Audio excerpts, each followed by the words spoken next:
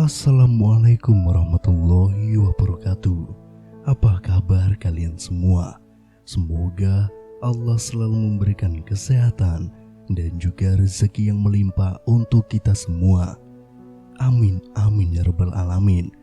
Bantu channel ini dengan cara subscribe dan semoga kisah ini bisa bermanfaat untuk kita semua. Kisah laki-laki merasakan 4 kali sakaratul maut. Gambaran sakaratul maut, jikalau diketahui oleh setiap manusia yang hidup, pasti semuanya akan selalu mengingat kematian.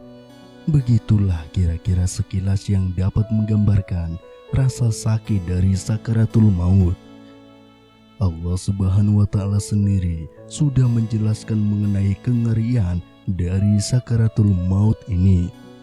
Dalam Al-Quran surat Qaf ayat 19, Allah Subhanahu wa Ta'ala berfirman yang artinya, seketika itu datanglah sakaratul maut dengan sebenar-benarnya, itulah yang dahulu hendak engkau hindari.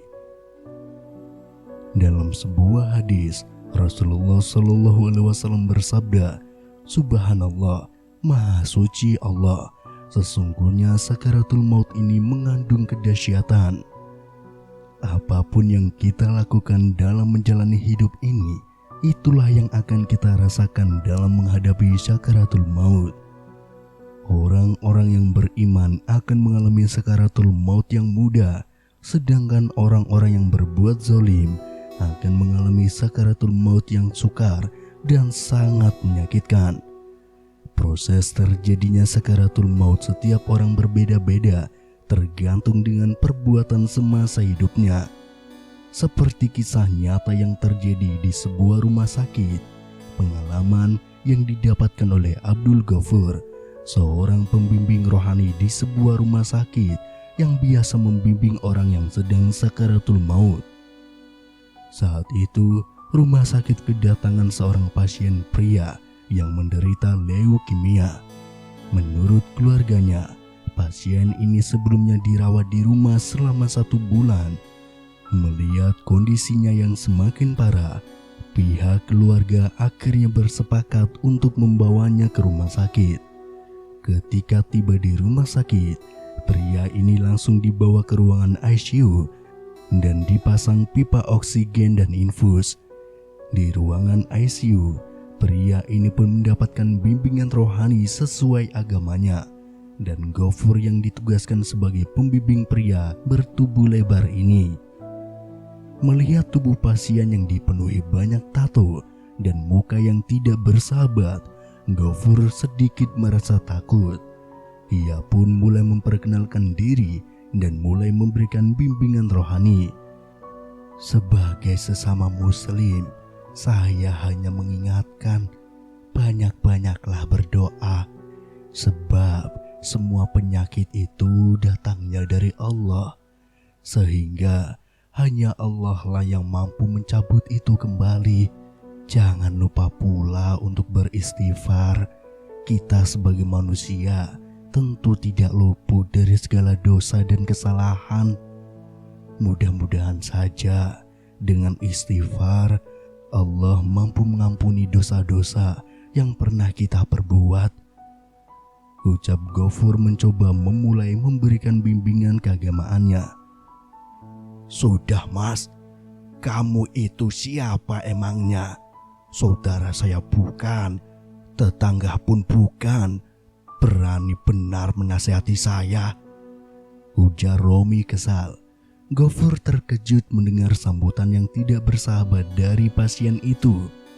Ia tidak menyangka seorang pasien yang terkulai lemah tanpa daya masih menunjukkan kesombongan di hadapan orang lain, terlebih di hadapan orang yang berniat membantu memberikan bimbingan keagamaan kepadanya. Saya hanya hamba Allah yang kebetulan ditugaskan memberikan bimbingan kepada setiap pasien yang beragama Islam. Saya hanya menginginkan setiap pasien merasa tentram dan nyaman hatinya meskipun sedang sakit, ucap Ghafur merendah. Mana ada orang sakit yang tentram dan nyaman? Kalau kamu mau berkhotbah di masjid, jangan bawa-bawa khotbah ke sini, ujar Romi dengan marahnya. Gofur tidak dapat berbuat apa-apa lagi. Ia hanya dapat bersabar sambil tidak henti-hentinya mengucapkan istighfar. Baiklah, kalau Anda merasa terganggu dengan kehadiran saya minta maaf. Saya hanya bisa mendoakan semoga Anda lekas sembuh, ucap Gofur mengakhiri percakapan di antara mereka. Gofur pun pergi berlalu meninggalkan lelaki yang tampak masih kesal itu. Rupanya sakit yang diderita oleh Romi terbilang sudah sangat parah, sehingga peluang untuk sembuh sangat kecil. Bahkan 1 minggu setelah kedatangannya di rumah sakit Romi akhirnya tidak bisa tertolong lagi. Pada siang yang panas itu, Romi harus berjuang menghadapi pedih dan sakitnya sakaratul maut. Beberapa perawat dan keluarga Romi ikut membantu menemani Romi menghadapi sakaratul maut.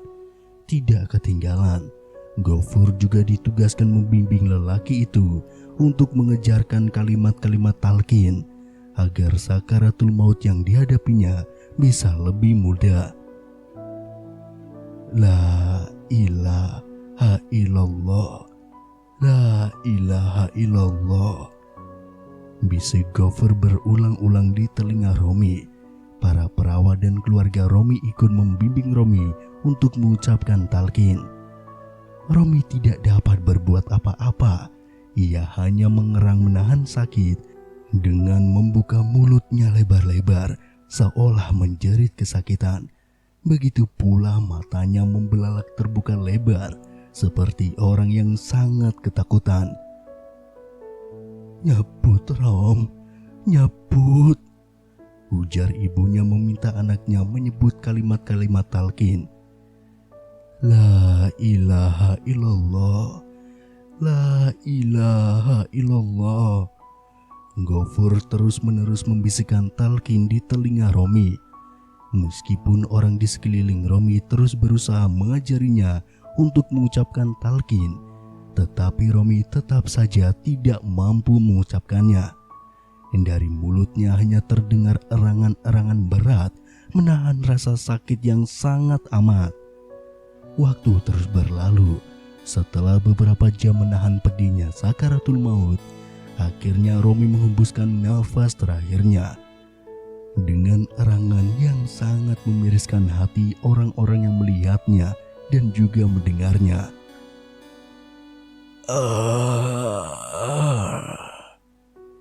Suara erangan panjang dari suara Romi. Alhamdulillah, ucap Gofur dan para perawat menunjukkan rasa syukur atas berakhirnya penderitaan yang dialami Romi dalam menghadapi sakaratul maut. Gofur segera mengusap wajah Romi untuk menutup matanya yang masih terbelalak lebar. Para perawat pun mulai sibuk membuka pipa oksigen yang terpasang di hidungnya dan pipa infus yang terpasang di tangannya.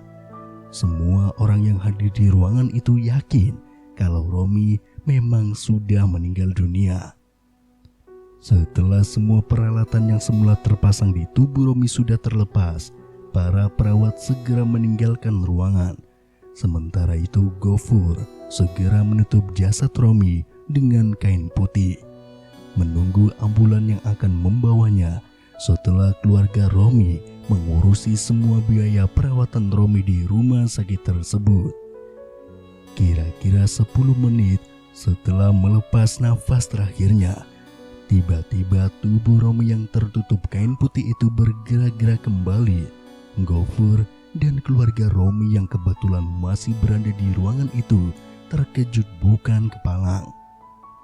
Gofur setelah mendatangi tubuh yang dikiranya sudah mati itu, ia membuka kain putih penutup tubuh Romi yang kesakitan menahan pedihnya sakaratul maut pertama tadi.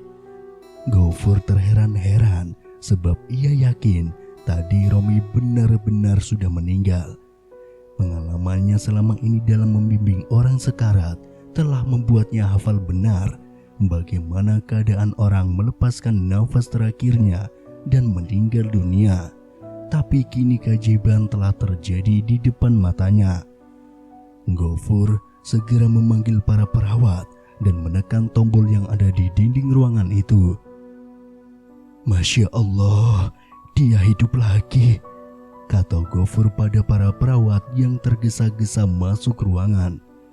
Para perawat segera memasangkan kembali pipa infus dan oksigen ke tangan dan ke mulut Romi. Ghafur kembali membimbing Romi dengan membisikkan kalimat talqin ke telinga lelaki yang kesakitan itu. "La ilaha illallah, la ilaha illallah," bisik Ghafur berulang-ulang. Keluarga Romi pun ikut membantu membimbing mengucapkan kalimat-kalimat talqin. Akan tetapi Romi tetap saja tidak mampu mengucapkannya. Ia hanya terus mengerang, menahan rasa pedih yang sungguh menyakitkan. Mata dan mulutnya terbuka lebar. Ibu Romi tidak dapat menahan tangisnya menyaksikan anaknya menderita kesakitan menghadapi sakaratul maut. Wanita itu menatap anaknya dengan tatapan sayu sambil sekali-kali menyeka air mata yang terus merembes di sudut matanya.